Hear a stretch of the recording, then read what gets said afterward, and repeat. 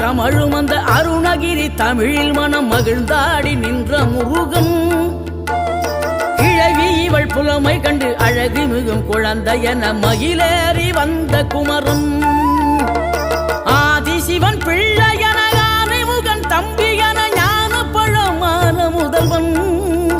நீ பாடும் குரல் வளம் கொடுக்கும் பனிமலையில் வாழும் அந்த பார்வதியின் இளைய புதல்வன்.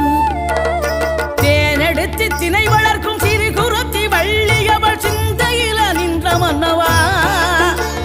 நீ நாடி வரும் பக்தர்களின் நாட்டம் அதை தனித்தருளும் ஞான குருநாதன்.